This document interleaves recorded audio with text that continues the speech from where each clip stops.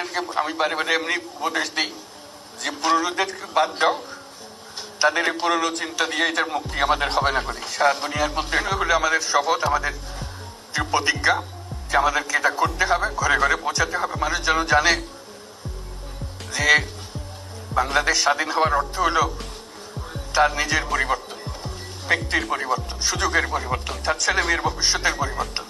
এটা যেন প্রত্যেকে বুঝে নেয় এবং আজকের তরুণ সমাজকে বোঝানো যে এই দেশ এটা তোমাদের হাতে, তোমরা এটাকে তোমাদের মনের মতো করে গড়ে তুলবে।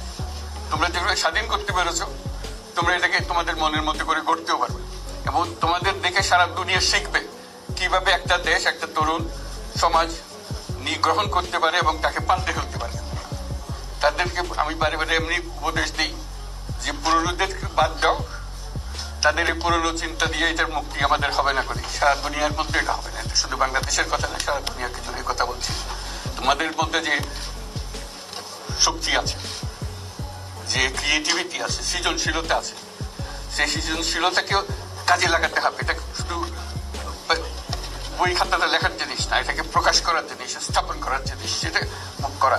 এটা আমরা এই আজকে আমাদের পুরো কাজটা হলো, দায়িত্বটা হলো তারা যেটা অর্জন করে নিয়ে এসছে, এখন তাদেরকে দিয়ে এটাকে করিয়ে দেওয়া, আমাদের সমস্ত কাঠামোগুলো পরিষ্কার করে দেওয়া। সরকার বলে একটা জিনিস আছে, কিন্তু মানুষের কোনো আস্থা নেই। মানুষ মনে করে সরকার একটা দমন পীড়নের একটা যন্ত্র।